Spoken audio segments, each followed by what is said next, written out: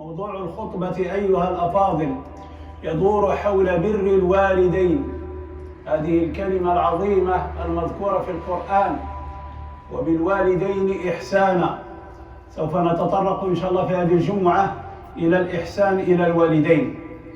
يقول الله سبحانه وتعالى: وقضى ربك ألا تعبدوا إلا إياه وبالوالدين إحسانا إما يبلغن عندك الكبر أحدهما أو كلاهما فلا تقل لهما أف ولا تنهرهما وقل لهما قولا كريما. Allah subhanahu wa ta'ala dit dans le Saint-Coran: et nous avons enjoint à l'homme la bienfaisance envers ses pères et mères. Sa mère l'a porté. Allah subhanahu wa ta'ala, il a dit dans le Saint-Coran: et votre Seigneur a décrété de n'adorer que lui et d'être bon envers ses parents. Si l'un d'eux ou tous les deux atteignent la vieillesse auprès de toi, garde-toi de leur dire ne serait-ce que off ou de leur manquer de respect. Adressez-leur toujours des bonnes paroles. Aucune parole de respect ne doit jamais être prononcée envers ses parents. Pas même un regard de ressentiment. يعني لا كلمة أو نظرة لا تليق بمقام الوالدين. يجب على أن يحتاط الإنسان لأنهم جنته أو ناره. الإنسان اللي كيدرك الوالدين هذوك هما الجنة، أو يقدر يكون نار إلى هو أساء معاملتهم. Honorer ses parents est considéré comme un acte d'adoration dans la mesure où cela se fait avec l'intention de plaire à Allah subhanahu wa ta'ala et en respectant ses commandements. Allah subhanahu wa ta'ala poursuit ce verset en nous rappelant que nos parents méritent que nous soyons bons à leur égard, car ils nous ont élevés en faisant de multiples sacrifices pour assurer notre bien-être. L'utilisation des mots « elle » elle évoque l'image de la maman oiseau protégeant tendrement ses petits et rappelle la douceur qu'ont la plupart des parents envers leurs enfants. الله كيذكرنا في القرآن بالوالدين وما كيذكرناش بالأولاد، لأن الأولاد ديجا عندنا الحنانة في القلب تاعنا، لأننا خصنا نطعموهم وخصنا نكسيوهم وخصنا نقريوهم وخصنا نربيوهم تربية حسنة، ولكن كيذكرنا بالوالدين parce qu'on peut oublier les parents mais on ne peut pas oublier les enfants. Et par miséricorde abaisse pour eux l'aile de l'humilité, témoigne-leur ta tendresse et dis: oh mon Seigneur, sois miséricordieux envers eux, car ils m'ont élevé lorsque j'étais petit.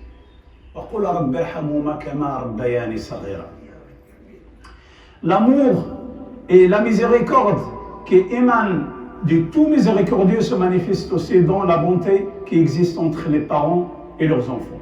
Dieu nous interdit de nous montrer rudes envers nos parents, et dans un autre verset, il nous enjoint de nous montrer reconnaissants envers lui, notre Créateur, de même qu'envers nos parents qui nous ont élevés.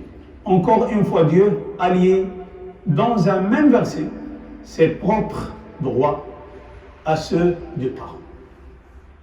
يعني الله جمع في آية واحدة حق العبادة مع حق الإحسان إلى الوالدين. الله يقول في سورة لقمان: ووصينا الإنسان بوالديه حسنا حملته أمه وهنا على وهن وفصاله في عامين أن اشكر لي ولوالديك إلي المصير. الله كيذكرنا حتى بالحمل parce que même le moment où on était dans les ventres de nos mamans, on ne se rappelle pas de cette vie parce qu'on a passé d'une vie, d'une étape à une autre étape. La vie dans le ventre de maman, dans une grande vie que le ventre, c'est la vie de ce bas monde. Et on va passer d'une autre vie de ce bas monde vers la vie du ventre de la terre. qui est encore plus large, et encore, Allah il va ressusciter les âmes le jour du grand jugement. Et nous avons enjoint à l'homme la bienfaisance envers ses pères et mères. Sa mère l'a porté subissant pour lui peine sur peine, et son sevrage a lieu au bout de 2 ans. Sois reconnaissant envers moi et envers tes parents. Vers moi est la destination finale. Il est Al-Masir. Le terme arabe utilisé dans le Saint-Coran et dans la tradition prophétique, dans quelques hadiths, al-bir, qui s'appelle al-bir, la plupart du temps, elle est traduite par la bonté. Mais comme c'est souvent le cas avec les mots arabes, cette traduction ne rend pas justice au sens réel de bir. Elle est plus large que la bonté. Cette tradition ne rend pas justice au sens réel de bir, qui est beaucoup plus profond. Ce terme ne signifie pas que la bonté, plus que ça, il comporte encore la compassion, le respect et la patience. لأن لابد تصبر على الوالدين. منين كيكبروا حتى هما كيولوا بحال الولاد صغار. إذا لابد إلا ما عندكش لا patience, tu ne peux pas être bienfaisant envers tes parents. Parce qu'il te manque la patience. L'islam, en tant que mode de vie, englobe toutes ces qualités et les musulmans doivent s'efforcer de les appliquer dans tous leurs rapports avec les autres et plus particulièrement dans leurs relations avec les parents. يعني هذا الإحسان وهذا la bonté خص يتعامل بها الإنسان مع جميع الناس ولكن بالخصوص plus particulièrement les parents. خص يحتاط. Attention de leur adresser des mauvaises paroles كما يقولوا الآن. Ce jour-là, il y a beaucoup d'enfants, beaucoup de jeunes disent alors père et mère, vous connaissez rien. Vous êtes des chibani. C'est passé votre temps. C'est blessant. Et tu blesses la personne que tu aimes plus dans ce monde. Les personnes qui aiment, la personne qui aime une autre personne, il n'y a pas mieux que le papa et la maman. Tu peux trouver des amis, oui, tu veux du bien, mais tu ne trouveras pas plus que le père et la mère. Les parents élèvent leurs enfants et s'occupent d'eux durant une bonne partie de leur vie. Mais vient un moment où les rôles s'inversent. دابا كيكونوا الأولاد صغار وحنا كبار وكنربيوهم وكنوكلوهم ونكسيوهم ونقريوهم. لكن il arrive un jour où les rôles s'inversent, que les parents deviennent à l'âge de la vieillesse, et alors ils ont besoin de leurs enfants. Mais vient un moment où les rôles s'inversent, les parents vieillissent, s'affaiblissent et ont à leur tour besoin qu'on s'occupe d'eux. Il n'y a pas mieux que leur propre enfant. On peut dire qu'il y a la maison de retraite, oui, mais il n'y a pas mieux que les enfants. Les relations entre parents et enfants ont beaucoup changé ces dernières décennies, surtout comme le prophète sallallahu alayhi wa sallam l'avait prédit dans un hadith qui parle de la désobéissance qui apparaîtra au sein de la communauté musulmane vers la fin du temps. يعني في آخر الزمان من علامات parmi les grands signes, les signes majeurs de la fin des temps, أن تلد الأمة ربتها. أن ترى الحفاة العراة رعاء الشاة يتطاولون في البنيان وأن تلد الأمة ربتها. يعني les parents ils servent lorsqu'ils sont chez nous pour apporter leurs petits-enfants à l'école, pour aller chercher le pain à la boulangerie, parce qu'on a besoin d'eux. C'est pas parce qu'ils nous qu'on va servir nos parents. C'est le contraire. Ceci a touché malheureusement beaucoup de foyers musulmans et les conséquences en sont très graves, car une fois que la relation parent-enfant est touchée par la mésentente et le manque de respect, c'est toute la communauté musulmane qui est touchée. Et ce sont les générations futures qui vont en payer le prix. أقول قولي هذا وأستغفر الله العظيم لي ولكم فاستغفروه يا فوز المستغفرين.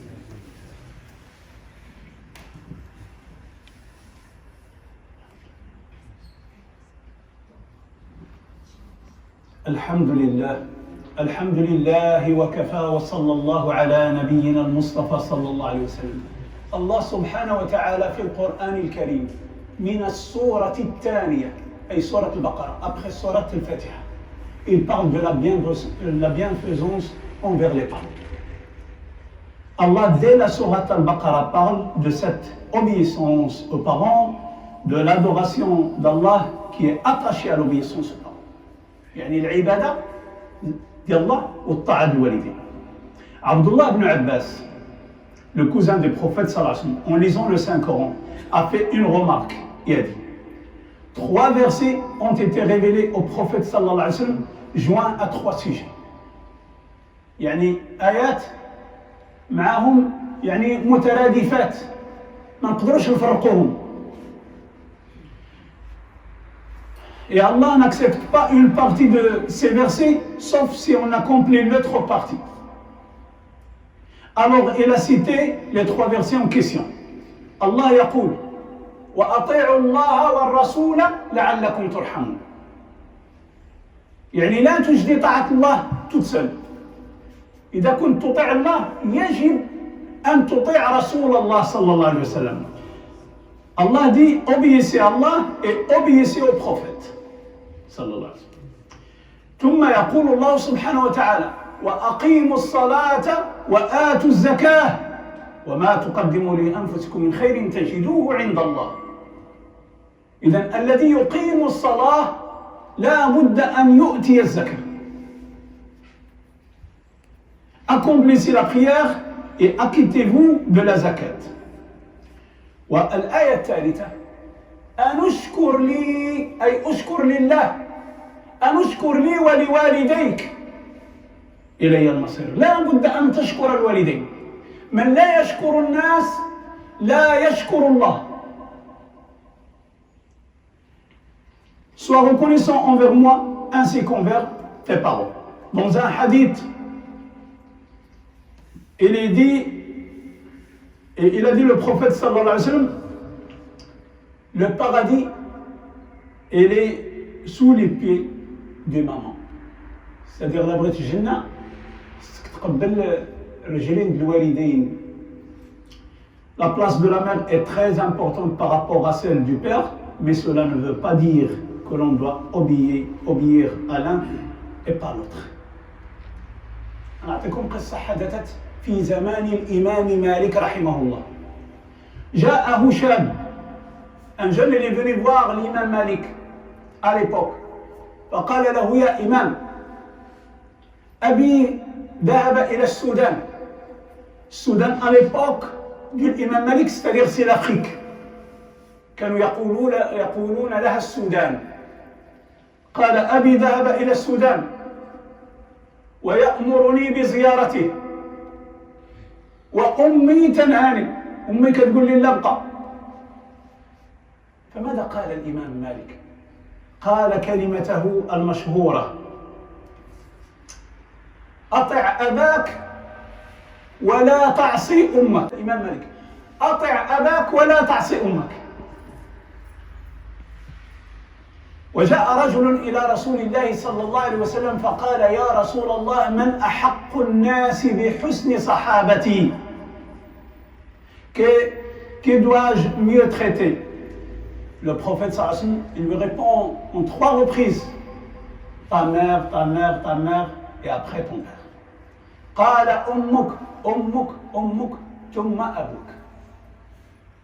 وفي رواية أخرى قال رسول الله صلى الله عليه وسلم للسائل من أحق بحسن الصحبة يا رسول الله؟ قال أمك أمك أمك ثم أباك ثم أدناك فأدناك.